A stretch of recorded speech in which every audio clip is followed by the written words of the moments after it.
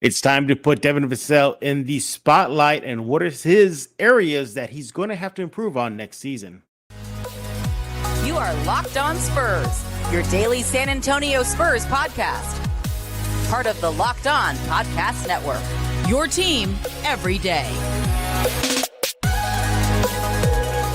Welcome back to Locked On Spurs, right here on the Locked On NBA Network. I'm your host, Jeff Garcia, Spurs writer for Ken's 5 San Antonio. Glad to have you back. Hey, happy NBA Spurs schedule day. We'll dive into that in just a few seconds. We're also going to be talking about Devin Vassell. That's right. What are areas of improvement we need to see from him next season? He'll likely be, a number one or number two option, depending on Keldon. But what areas does he have to improve on the court or maybe even off the court next season? Then we get into some news and notes. Tim Duncan is going to be given a great assist to Manu Ginobili. And what's up with Sohan? Will he be playing this summer so we can get a glimpse of him in action? To do that and more, I am joined by my good friend and guy who's been away from Locked On Spurs for a while, Joe Garcia with Two Shots Podcast. Joe, welcome back. And by the way, I guess congratulations on your daughter. I guess she's now off to college. Yeah, she's off to college. We just went ahead and dropped her off at the dorms over at UTSA yesterday. So congratulations to her. She's off to college officially. So that's an exciting time. Were you crying, Joe? Be honest. You were crying tears of rivers of tears, aren't you? No tears were shed. I mean, she's still in San Antonio. So it's like she's up the road. If we need to go see her, the wife needs to see her. We're just up the road. So, just happy for her and, her moving on to her next chapter, which is going to college. And hopefully she can have a good experience. That's all I wish for. Oh, that means she's closer to your home to hit you up for some money, Joe. That too, because I want to tell you, man, I had to take her to HEB yesterday just to go get some groceries for her dorm. Yeah. And I mean, just that little bit of food, Jeff. I'm just like, you're talking over $100, man. Oh, yeah. Just for her, right? Just for her. So I'm like, good Lord, just taking more money out of the pocket. I mean, college is already expensive enough as it is, and they're still needing things. And then she just let me know, hey, Dad, I just went ahead and found out what, textbooks I need. Some are online. Some I have to go ahead and buy, the physical book itself. So I'm like, don't want to know what the total is going to be for that, Jeff. Yeah, don't look, Joe. Don't look away. I guess maybe that's a pro that I don't have kids, so maybe I don't have to experience that. But but nevertheless, it's a fun time. Congratulations to you and your family. Look, I stayed on campus in my college days out in San Antonio, so it's going to be a fun experience for her, and hopefully she won't hit you up too much on the money department, Joe. Yeah, man, but they got to eat. So I'm going to tell you that meal plan, it's no joke, Jeff. Well, couldn't the meal plan be Dad's cooking? That she just comes over once a night? Oh, man, that's still a lot of gas, dude. I'm kind of happy she's out of the house. I only got one down, two to go. There you go. All right, well, let's go and dive into it, Joe. Let's start off with Devin Vassell. Entering his third NBA season. He's been hard at work in the offseason. He looks like he's added a lot of size to his frame, so kudos to him. But before we talk about his upcoming season and some of the numbers, let's look back at his first two seasons. What have you seen from him? What do you like out of Vassell? What are some general thoughts about him? I always like the kid's decision making, on the defensive end. He doesn't show any like he's afraid of anything. He really goes in there for the attack. His length does bother his defenders. The other thing I like about him is he has a beautiful stroke. When he's shooting, mid-range jumper. The only thing that's kind of always to me, it's something kind of room for improvement has always been the outside shooting from beyond the arc. He tends to go ahead and favor the right a lot, and you kind of want to see him spread that out a little bit more. And at times he makes poor decisions with his shot selection, but again, he's young. He's I believe 21 years of age. So it's, he came in as a rookie, his 2021 season, and his sophomore year 2020 21 22, we saw some improvements, which is something that Spurs fans had been wanting to see out of this this young man. So I'm really excited for his future and his growth, because right now I got to say, Jeff, the sky's the limit for the kid. We don't really know what his true ceiling is, and that's an exciting thing. Mhm. Yeah. You look, market improvement over his first 2 seasons. Again, we'll get into some numbers in just a few minutes, but his points have increased, rebounds increased, a lot of career highs in his short NBA season. But with this rebuild, he's going to be looked at to do more. He's going to be looked at to do more, on not only on just both ends of the court, maybe vocally. And that's what I've liked so far with Devin, whether it be in press conferences, as we saw last season, to in game, very vocal, very tell it as it is. He threw the script out the window when the Spurs are having horrible losing streaks last season, just telling media, this is unacceptable. And I like that about Devin. Very switchable, good two-way player, very keeps he preserves the ball well, minimal turnovers. Overall, he has a high ceiling, and I'm expecting maybe for him to take a tremendous leap next season. What about you, Joe? Again, we'll get into some numbers in a bit, but do you expect him to take tremendous strides next season? I do. I mean, he's probably going to wind up being in the starting roster, and he can be switched out. He could play the shooting guard, or they can switch him out to small forward, depending on needs. But him being very versatile, being a great defender out there, doing some interesting things inside the arc, inside the paint as well. I think that will keep him on the floor and in Coach Pop's good graces. So I'm looking for some growth because he's going to go ahead and get increased minutes. So you can go ahead and expect a slight uptick in his points production as well. Talking with Joe Garcia, he's with Two Shots Podcast. And in a while, he'll be bragging about his show and why you need to be tuning in as the Spurs season is somewhat around the corner. Still a little ways away, but, we're in the middle and the thick of things in the off season. Again, we're talking about Devin Vassell and his room for improvement heading into his third season with the Spurs. Joe, a lot of expectations are going to be heaped on him, and I think a lot of pressure to lead the team, him and Keldon Johnson. But it seems to me that him and KJ are kind of going to be the 1-2 punch for the Spurs. Or do you perhaps expect Vassell maybe to rise above Keldon next season? I'm actually expecting Keldon to go ahead and take the helm. I think Keldon's going to arise as the scoring leader for the San Antonio Spurs. I believe that Devin Vassell is going to be right there with him. However, the only thing that I'm looking for with Devin, though, is as he gets more playing time, he's going to get noticed a little bit more, I believe, by some of the other teams out there. So he might have a little bit of growing pains early on in the season, but I do fully expect him to get over that and not hopefully he can stay free of injury as well, because those injuries that he had early on in the season and the latter part of the season kind of hampered his shot production a Hmm. little bit, because after coming back from injury, from that hamstring injury, he wasn't quite himself, and it took a little bit of time for him to find a shot again. But if he can find a shot early, that kind of opens the game up for him a little bit more, especially if he's able to go ahead and start shooting threes at a healthy clip. So I look forward to seeing what he can do, in his third Hmm. year with the San Antonio Spurs. And just to let fans know, I mean, he's going to be uh, up for some type of extension at the end of this upcoming season. Yeah. I like that Vassell is very durable in again just 2 seasons. Really hasn't had any type of major injury. His rookie season he played 63 games in San Antonio. Spurs in the second season, that is, with San Antonio, 72 games. No injuries. I like that about him. So he's reliable. As they say, the best availability is just being available, just being there ready to play. So a lot to like about Devin Vassell and perhaps some high expectations. We're going to get more thoughts on Devin Vassell and look at some numbers, look back at his 2021-22 season, and what categories does Joe expect, at least statistically, to see Vassell increase next season. Again, thanks for making Locked On Spurs your first listen every day, free and available wherever you get podcasts. And look, and I want to talk to you about something that, here. It is the NHTSA Drive Sober or Get Pulled Over campaign. Look, you're hanging out with some friends, putting back a few drinks, a few become a few too many. And as the evening comes to an end and people start to head out, you think of calling for a ride. Nah, you live nearby, you can make it home. It's okay. It's no big deal. Yeah, maybe you don't want to do that. What are the odds of you'll get pulled over anyway, right? You're probably thinking, what's the worst that could happen? Your insurance goes up, you lose your license, you lose your job, you total your car, you kill someone. Yeah, not a good thing whatsoever.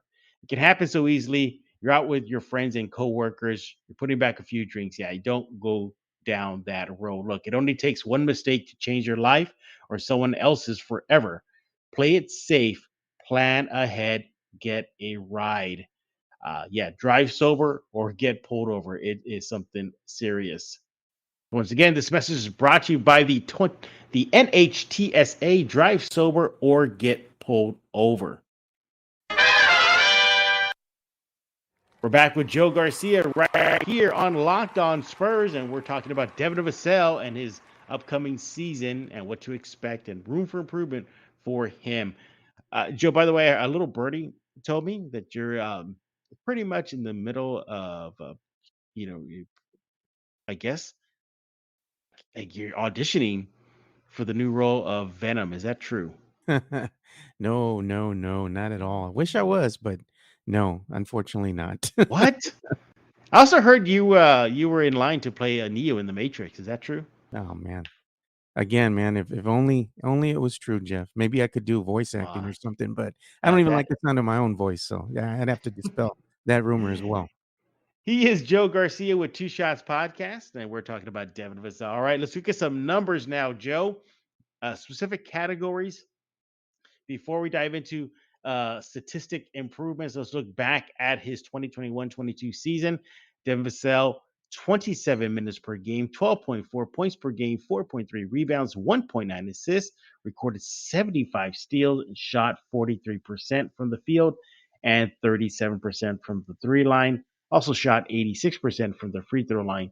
Joe, what areas in those statistical categories do you expect or would like to see Vassell make a leap in? I'd like to see him make a leap in rebounding. I want him to see him become a more prolific rebounder. In the absence of one DeJounte Murray, somebody's going to have to kind of fill that role. And the Spurs are going to need all the help they can get because that's one thing DeJounte was really good at, amongst other things. He was a very good rebounder. So the Spurs are going to need some help. And definitely that could help Devin Vassell's game as well, because he is a good defensive player, but also, just getting more rebounds and also uh, again, shooting a little bit better from beyond the arc. When he's run off the 3-point line, he has shown that he has a good mid range game. He has a good mid range jumper. So that kind of keeps him in the good graces of one Coach Pop.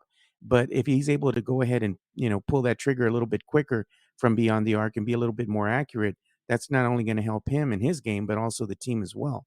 So those are the areas that I'd like to see him make a little bit more of an improvement on. And also, his ball handling skills. Sometimes they're a little iffy at best, but coming into his third year, I'm sure there's a lot of things he's worked on in the offseason. So ball handling, rebounding, and a little bit more of a higher percentage from shooting from beyond the arc are the areas I'd like to see improvement on. Look, as of right now, obviously this can change, but as of right now, we do not know who's the starting point guard. Will it be Primo? Will it be Jones? Will it be somebody else? Hell, in positionless NBA era could be Vassell. But the point is, how much do you think the lack? Well, let me rephrase that: losing an all-star point guard like Dejounte Murray is going to perhaps impact Devin Vassell. It's going to impact him quite a bit. Like I said, DeJounte did quite a bit of things out there for the San Antonio Spurs. And in his absence, you're kind of thrown into the fire. So coming into his third year, it's going to be left up to Keldon. It's going to be left up to, you know, uh, Devin Vassell and possibly Trey Jones. Trey Jones may or may not be the starting point guard for the San Antonio Spurs. We don't know if they're going to go ahead and, like you said, throw Primo in there. So there's going to be a lot of things that this team is going to be having to do out there on the court. But I think they're going to rise to the occasion, and we're going to see some growth. It might not translate into a lot of wins, let's be honest. But if we can look to see the players grow from game to game, and at the end of the season, it doesn't translate into a lot of wins. At least you can see that the team might be on the right direction with some of their key role players. Yeah, you look. I obviously he's going to get touches. More calls are going to be played for him and called for him. I expect his turnovers to increase with perhaps more ball opportunities in his hand. Like last year, he averaged just one turnover a game. It's incredible. But a lot of the plays were made for DeJounte. A lot of the plays were for him. He took the majority of the shots. So expect that to happen. Again, no knock on him, but that just comes with the territory. You get more playing time, more touches. That happens. I do would like for him to get to the free throw line a lot more. Last season, Joe, 1.4 trips to the free throw line. And again, I get it. He wasn't my primary guy in San Antonio. KJ's guy was going to be that guy, but I expect a close second to be Devin. I would like to see his free throw attempts increase. He can get to the lane, he can get to the rim, and I want him to be a lot more aggressive in that department. Free throw percentage, I expect to go up. He 86% is not bad, but higher 80s, low 90s would be pretty good as well. And I also like this too about him. Clean game. He averages about 2 fouls per game last season. And that's playing 72 games and averaging close to 30 minutes at 27.4 minutes per game. So I like that as well. Hopefully he'll keep that up. Do you expect a rise in point production, Joe, out of him? 12.4 last season. Do you expect that to climb? I do expect that to climb. With more minutes means that he's going to get more touches, and he's already shown that he has a good shot. So I would expect him to be able to capitalize on those minutes and go ahead and knock down that mid range jumper that he's kind of known for. But again, we'll go ahead and see what the increased minutes bring for Vassell, and don't expect him to just come out hot right out the gate. It takes players a little bit of time to kind of get back in the flow of things, and you might see some early on growing pains. But I clearly expect him to really produce for the Spurs with increased minutes alongside Keldon Johnson, and possibly a starting five of looking at Trey Jones, Devin Vassell, Doug McDermott, Keldon Johnson, and Jakob Portal. That's projected to be your starting lineup. But again, that could change at any given point in time. But realistically, that might be your starting five, and let's see how well they produce, and including Devin Vassell out there alongside Keldon Johnson. So it's going to be interesting. It's an interesting time. It's a new era for San Antonio Spurs Definitely is. basketball. Me and you, the OGs, have known what the team looks like in a solid rebuild, and this is exactly what's happening with this team this upcoming season. Mm-hmm. So with a lot of these younger players, it's going to come a lot of growing pains, but it's something that's necessary, especially if these fans and the team themselves want that high pick. So it's a lot of things to look forward to, but there's a lot of things that you don't look forward to, which is going to be losing a lot of games. But hey, if you all want Wembenyama, it has to happen, right? I'd be fine with Scoot Henderson as well. Oh, Look, okay. Wemby is the prize, but Scoot, yeah, that'd be nice. But either way, yeah, it could be making for a long season as soon as the ball goes up in the air to start the regular season. But there are going to be some expectations on Vassell, for him to produce, Yeah, and as it's his now he's contract year. stepping in his contract year. Thank you. So no DeJounte. That means more opportunities. We know Keldon likely is going to get the bulk of that, but a close second is going to be Devin Vassell, unless one of these rookies shine, Sohan or Wesley. But yeah, Vassell, it looks like he has all the tools to really take a step forward in his NBA career on and off the court. When we get back, we're going to dive into some Spurs news and notes. I think Joe's going to stick around for that, including what is up with the rookie? Will he be playing, that is Sohan, with Team Poland or not? And yeah, the Spurs home schedule at least has been released ahead of today's NBA announcement on the schedule. We're going to be looking at that and much, much more. But before we do that, I want to talk to you about Bet Online. BetOnline.net is the fastest and easiest way to check in on all your sports betting needs. Find all your favorite sports and events on the number one online source for odds, lines, and games. Find reviews and news of every league, including MLB, NFL, NBA, NHL, combat sports, esports, and even golf. BetOnline continues to be the top online resource for all your sports wagering information. From live in-game betting, scores, and podcasts, they have you covered. If you dare, go check out what the line is for the Spurs to win next season's title. Yeah, if you want to just for curiosity's sake and just go look, go to betonline.net. They already have that prediction out there for you. Maybe $1. Can you imagine that, Joe? You bet like $5 and the Spurs shock the world. Imagine your return on that. It'd be Yeah. incredible. It Yeah. would be incredible, but with all that money, I would win and I would tell no one, not even my wife. You just disappear. Well, if you want to place a bet, you want to head to Bet Online, that is, today. Use your mobile device to learn more about the action happening today. Bet Online, where the game starts.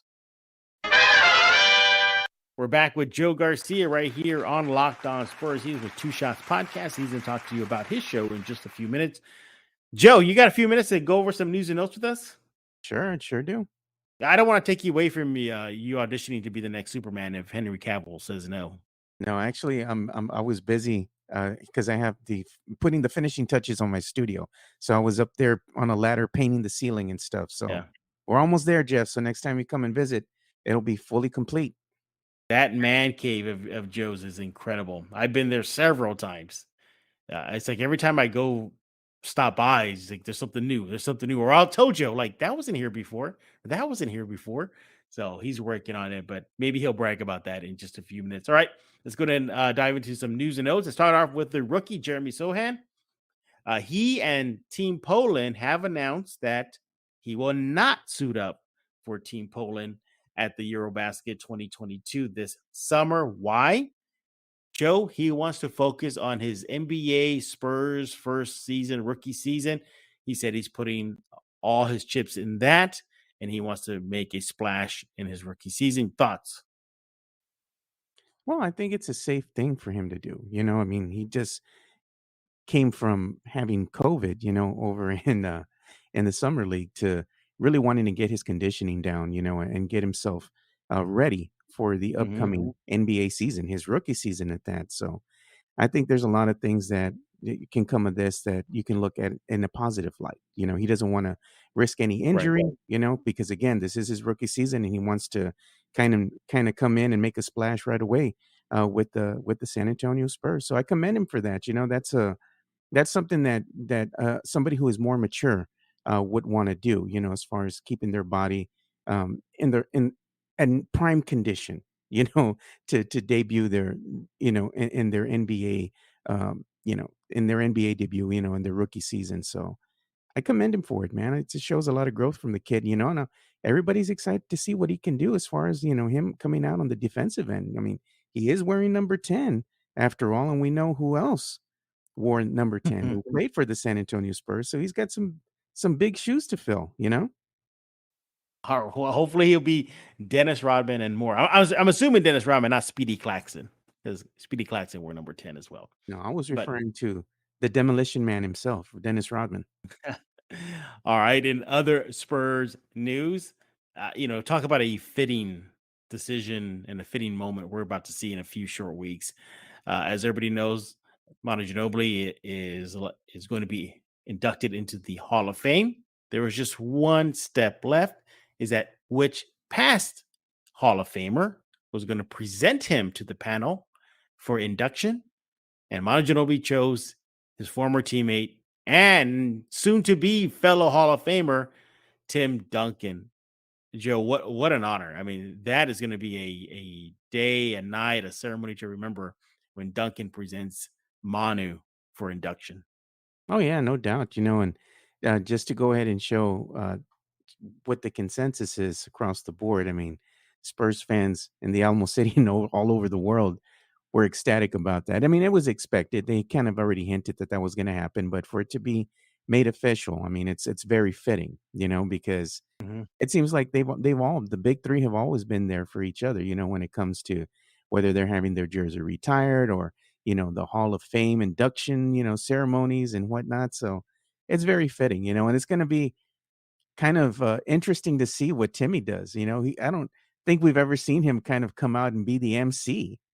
So there's going to be a first there. I want to see what that's like. And I was looking on Instagram the other day, and Vanessa Macias, the mother of his daughter, his live-in girlfriend, she had posted some pictures of her and Timmy, and it looks like he's just living life and having a great time being a dad and just enjoying, spending time with his family. So it's going to be Yep. interesting to see him again. We haven't seen him for a little bit, ever since he Hmm. kind of bowed out as being an assistant coach. He's kind of been a recluse again. So it's going to be fun to see him.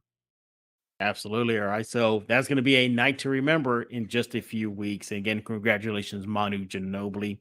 Looking forward to that big day. And other Spurs news, the Spurs home schedule was leaked early this week, I think on a Tuesday, Joe, before the NBA announced it. Season ticket holders are already getting their requests from the Spurs to buy their tickets already. So several season ticket holders decided to put it out there. But if you are interested, Joe and listeners, and specifically which game DeJounte Murray will make his San Antonio return, that will be late in the season. It ain't going to happen early. March 19th, Spurs Hawks at the AT&T Center. Lonnie Walker's first trip to the AT&T Center will with the Lakers will be on November 25th, so it wouldn't be that much of a wait. Now, here's where it gets interesting, Joe. And by the way, in case you were wondering, the home opener will be against the Hornets on October 9th. Okay, so only 37 home games were revealed to season ticket holders. So you're wondering, okay, well, Spurs usually play 41 home games. What about the other 4 games? Well, recall that 4 home games will be played away from San Antonio. So we know one already, Joe. Spurs, Miami, and Mexico City. That'll be a Spurs quote unquote home game. So yay, that's done. So that's why you will not see Miami in San Antonio next year at the AT&T. So that leaves 3 games. Well, 2 games are going to be in Austin. 1 game is going to be in the Alamo Dome. Noticeably left off the 37 games presented to season ticket holders was the Golden State Warriors. Now, if it's Spurs Warriors at the Alamo Dome against going against the defending champs, uh, a throwback game, I think that'd be great. I think it'd be awesome. But Joe, how bad would it be if 2 games in Austin will be Spurs versus the defending champs Warriors? I think Spurs fans in San Antonio might have an issue with that. Oh, no doubt. No doubt they're gonna have an issue with that because they're gonna want to see the champs, the NBA defending champions, Golden State Warriors. So yeah, especially if you're a season ticket holder, I mean, those are the games that you get up for, you know, and kind of having them taken away from you and being played up the road in Austin, you're gonna have to buy a ticket at that just to go ahead and watch that game and then have to make the trek to Austin, which is notorious for what? Traffic, Hmm. The traffic is horrible over there. So as a season ticket holder, if you see that these games are taken away from you, you'd feel a certain way.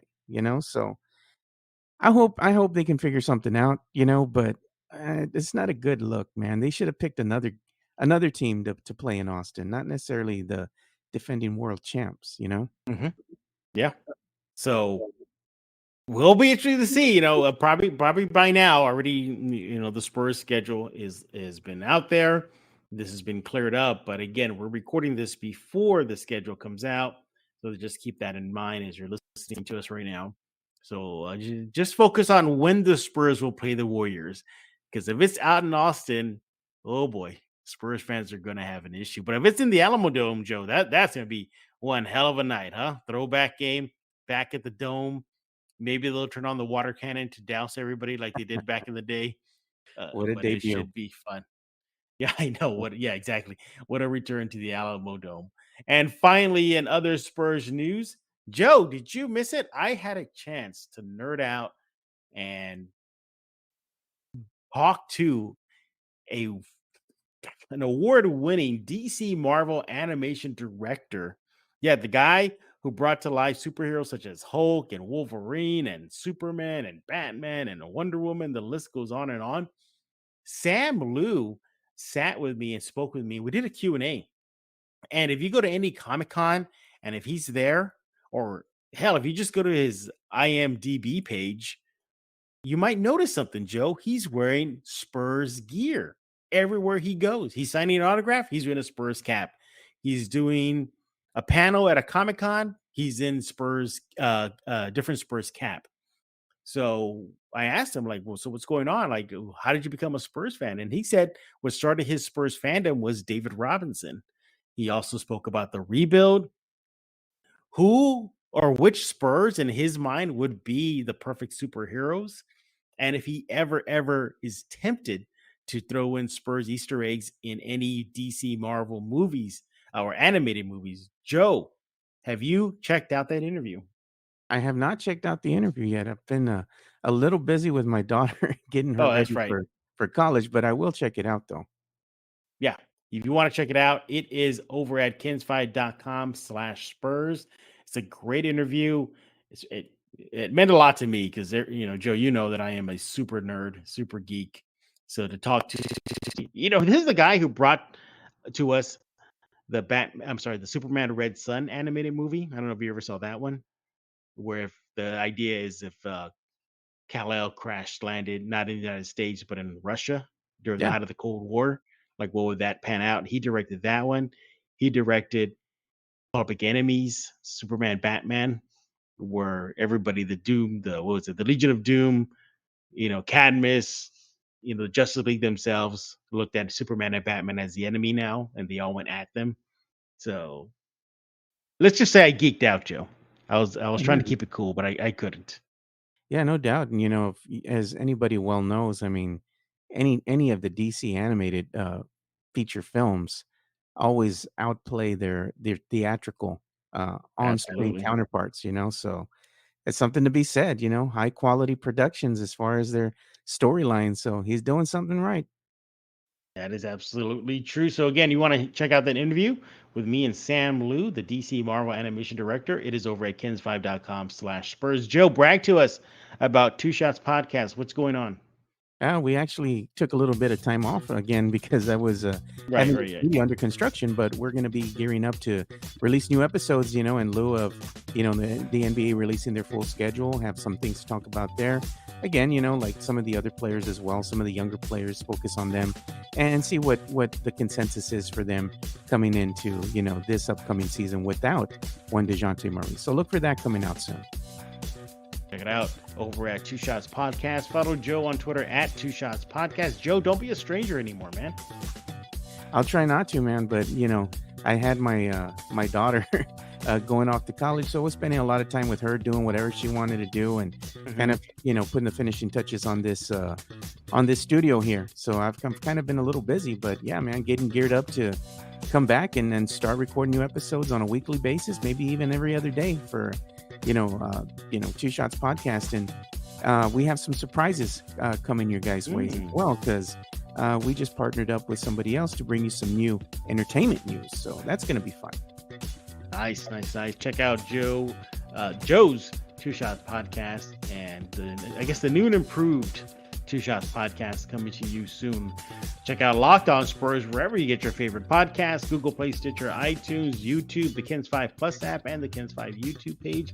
Cannot miss it. We're trying to keep it going here during the rough part of the NBA offseason. Yeah, it's quiet out there, but there'll likely be a lot more news popping up as the season inches closer. Obviously, the next episode of Locked On Spurs, we're going to be looking at the Spurs' full schedule, home and away, and those 4 special games away from San Antonio. We know one of them will be Mexico City, but who are they going to be playing in Austin and at the Alamo Dome? We're going to be going over that and more, and we definitely want to hear from you.